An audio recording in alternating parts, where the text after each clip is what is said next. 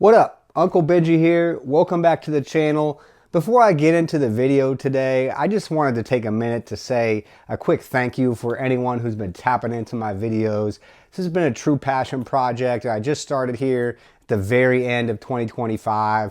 It's something I've been plotting on doing for several months now, and I've always wanted a way to share the passion and knowledge I have for this great art form of hip hop with as many people as possible, but didn't always know the right path to take. And man, this has been a really rewarding month for me taking this endeavor on. And man, I got a battery in my back thanks to all of y'all that have been tapping in, tuning in, liking, subscribing, whether I'm sharing it on YouTube or sharing clips over on Instagram or on Twitter, or just trying to build this community and get as many people is jazzed about this as I am and as so many people are in this scene. So, we're going to keep coming with these videos. Today we're back to the regular scheduled programming of oral history of specific pieces of my collection. And you might be able to guess by looking here what I'm going to talk about today. Yes, it is Ghostface Killah's album Supreme Clientele. And while I have the vinyl out here, I'm not going to actually be talking about the vinyl because, as I've talked about in previous videos, I really didn't start buying vinyl till about 2013. So at the era when this Ghostface Killah came out in the year 2000, I was, of course, purchasing CDs. A lot of CDs I purchased in this era. From probably like 97 is when I really started buying a lot of hip-hop CDs. But this CD, the reason why I'm talking about it, because there's so many CDs I could talk about from that era, but this is a special thing for me because I didn't actually purchase this. I got this CD for doing an album review. At the time that it came out, I was attending Indiana University in Bloomington, and I was a journalism major. This was my sophomore year down there, and I was writing really about sports. I think my freshman year I had covered the rugby team, and then my second year there I was covering the wrestling team, so that was really taking up a lot of my time and was my focus with the newspaper. But there was people that were reviewing music and albums and stuff too, and I made friends with some of them, and they showed me one day, like, yeah, we get this drawer of stuff that comes in and we get to choose if there's something in there. If we want to review it, the label will send it to us. And they showed it to me, and lo and behold, what was in there?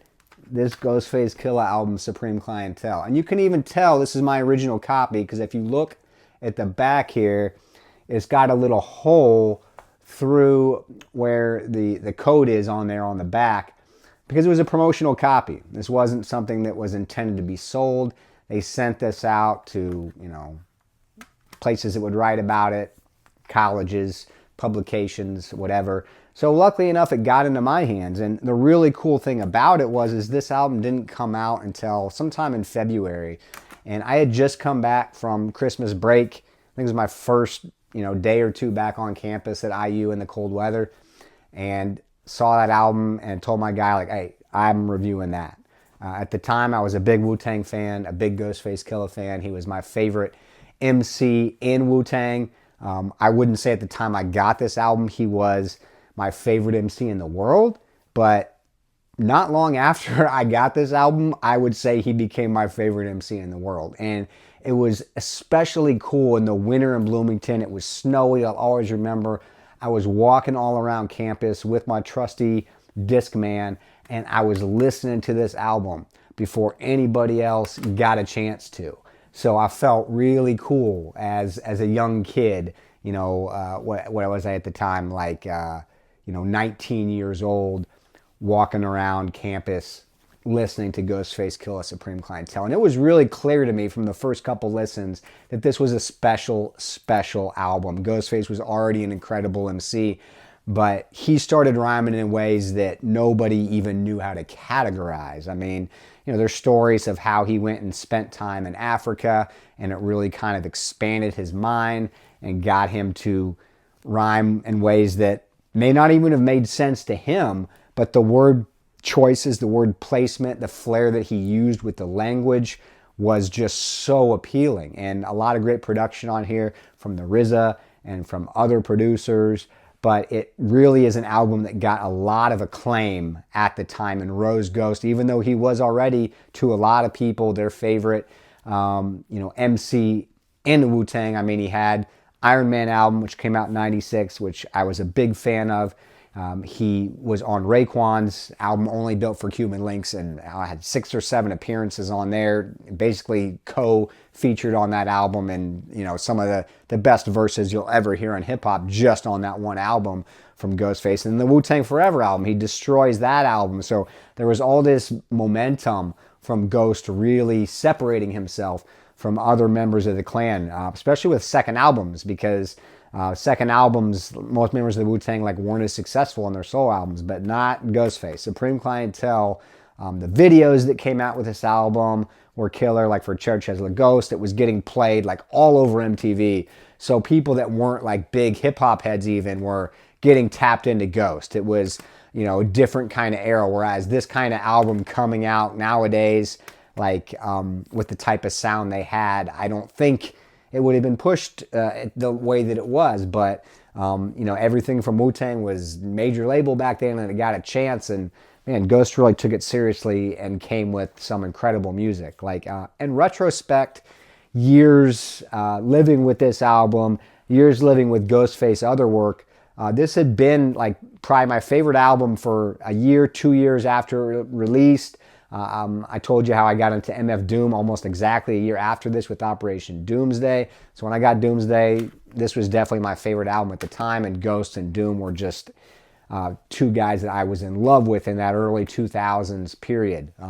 Over the years, I always listened to Iron Man, always came back to Iron Man. I can say today that Iron Man is my favorite Ghostface album. But if people want to say, Supreme Clientele is their favorite, that's fine too. I think the highs on Supreme Clientele are really high. I wish I still had access to the review that I wrote for Indiana University way back in the day to see exactly what I said. The one thing I remember about it is I remember saying that Mighty Healthy was the best song on there, and I still can't argue too much with that opinion. Mighty Healthy is an incredible song. If you ask me today, I might go with one. I think starting with Nutmeg and One is just incredible. And this album has just so many really, really high points on it, and established Ghost as a true all-time great, separate from the Wu-Tang Clan. He's always, as great as he was before, he's always he's the best in the Wu-Tang. Once people processed Supreme Clientele and got in tune with that, you had to put Ghost among the all-time greats. And Ghost continued to release a ton of music through the 2000s. I kind of stopped being in tune with what he was doing after Pretty Tony in 2005. That was the last Ghostface album I really loved, but he still put out a lot of work after that a lot of people loved. He just recently, last year, put out Supreme Clientele 2. I think he's performing in Chicago this weekend. I'm going up there tomorrow night to see Elucid perform. I think Ghost is up there. I have seen him perform before. I don't think I need to at this point in time. And, it's not that I don't like the music they're making anymore, but I'm more in tune with some of the more independent underground stuff that's coming out now than anything that's kind of older guys from that 90 era releasing music. But this album is always going to be very important to me. The CD was really cool too at the time. I mean, you got the sparkles on the back of the case that really kind of matched the album aesthetic.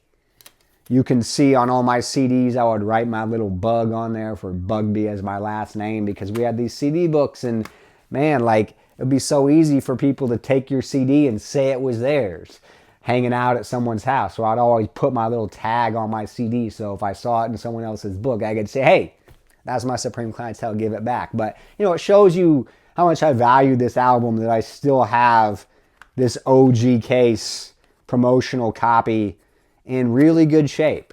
And I really cherish this, and I try anything I get, whether it's, I just got it or it's 20 years old. I try to take good care of the stuff I have. It's fun to pull it out and be able to look at it and remember those times, But yeah, the first promotional, I haven't received a lot of these in my career because I never became a professional journalist, but this was a really cool thing for me to be able to walk around campus for a month straight listening to this album at a time when very few people around the world we're able to do so. So that's the video for today. Again, y'all, thanks so much for tuning in the channel.